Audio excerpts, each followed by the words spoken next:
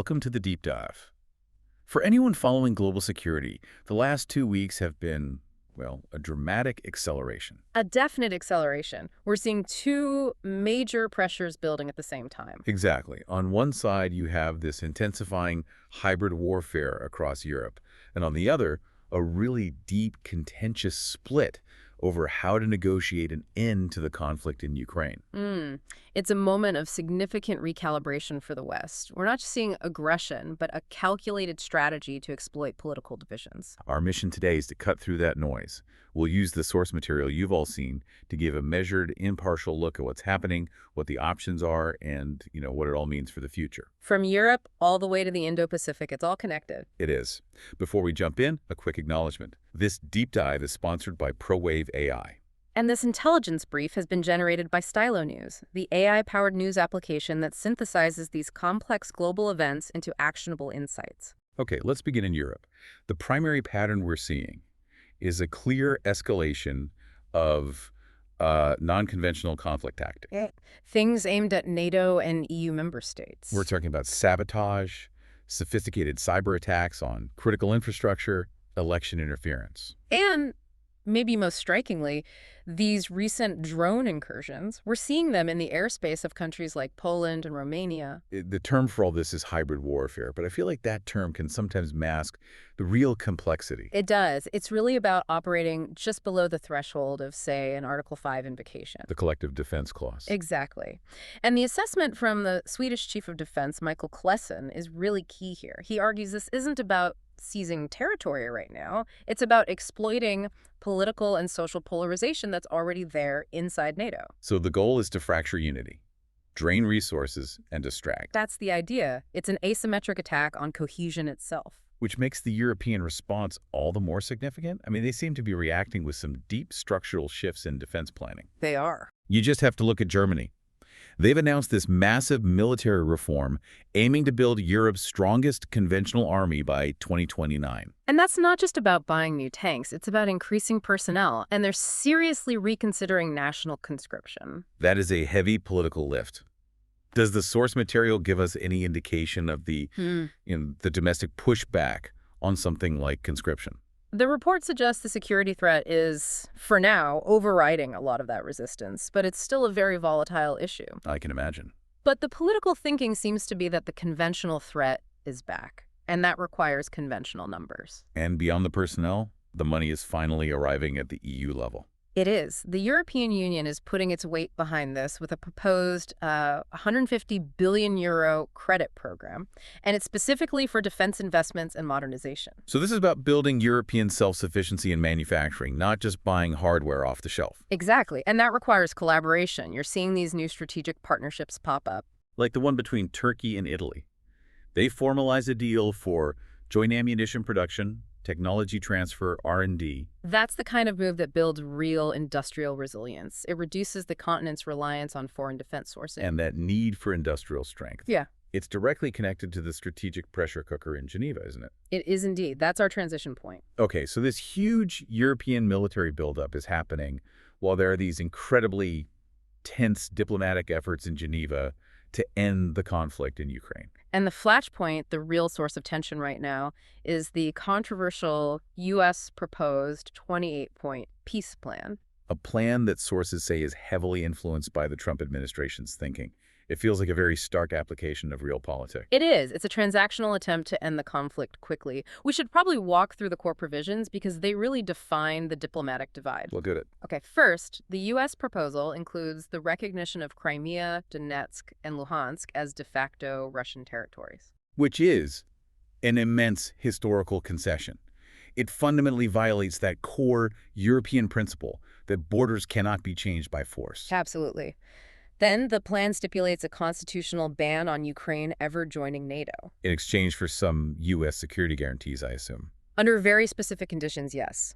It also tries to limit Ukraine's defensive capability, proposing a cap on its armed forces at 600,000 troops. And what about the economic incentives for Russia? They're significant. Sanctions relief, reintegration into the G8, and this is the other major point, a proposal for full blanket amnesty for all participants in the conflict. Blanket amnesty. Given the scale of suffering and displacement, What's the rationale there? Is it just to remove a political obstacle for Moscow? That appears to be the transactional logic. Yeah. It views total amnesty as a political lubricant, something necessary for a rapid conclusion. It effectively sidelines accountability in favor of just stopping the fighting. And this is where the split with Europe becomes a chasm. A complete chasm.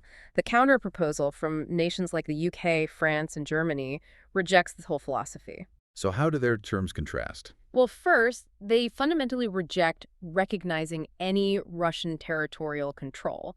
They do propose a cap on the Ukrainian military, but it's much higher, around 800,000 troops. And on NATO? They leave membership on the table, contingent on future consensus. They refuse to impose a constitutional ban. And on amnesty, their plan insists on provisions that recognize victims' suffering. A clear line against the blanket proposal. It's really a philosophical difference, isn't it? Securing peace immediately versus securing a just peace based on international law. That's the core of it. And President Zelensky, he's engaging in Geneva, but he has publicly rejected the territorial concessions and the military limits. He has to. Capitulation on those points would almost certainly destabilize his government and the internal political consensus in Ukraine. The source analysis also highlights how deep this disagreement runs within the West itself. It does. I mean, you have the German defense minister, Boris Pistorius, explicitly warning that any peace involving Ukrainian capitulation would just embolden autocrats everywhere. He's firmly rejecting the U.S. approach. And at the same time, we're seeing Russia exploit this very fracture. Oh, directly. Yeah. Russian Foreign Minister Sergei Lavrov publicly praised leaders in Central Europe. Fico, Orban, Babisha, calling them pragmatic. It's a diplomatic tactic. He's highlighting the very divisions that Clayson warned about, signaling that Moscow sees these different philosophical approaches and knows how to use them. Exactly. So let's connect this fractured European picture to the broader geopolitical architecture. Let's shift our focus to the Indo-Pacific. This is critical because these conflicts are no longer distinct theaters of operation. Taiwan's deputy foreign minister gave a pivotal speech at the Berlin Security Conference. Yes. And he highlighted this emerging cross-regional authoritarian axis that now links China, Russia, Iran, and North Korea. The message was stark. The threat is global, not regional. And that ties directly into global economic stability. I mean, we have to underscore Taiwan's role here. We do. They produce something like 70% of global semiconductors and over 95% of the most advanced chips. So the security of the Taiwan Strait isn't just a regional issue. It's a global economic firewall. It is. And that threat perception is fueling Taiwan's own defense measures. They plan to increase defense spending to 5% of GDP by 2030. Putting them right in line with NATO standards. And that focus is clearly resonating in Europe. You're seeing an increased European naval presence in the region. France, the UK, Italy, they're all increasing exercises in the Taiwan Strait. A clear sign they see Indo-Pacific security as interconnected with their own. Absolutely. This whole shifting threat landscape is also forcing big changes in defense procurement. Look at the U.S. Navy, for example. The cancellation of the Constellation-class frigate program. Right, after only 2 ships were even partially built, setting massive cost overruns and delays. That cancellation reflects a real pivot, a pivot towards speed and cost efficiency, away from these massive, slow-to-deliver platforms. The thinking seems to be that the U.S. needs capacity in the Pacific, and it needs it fast.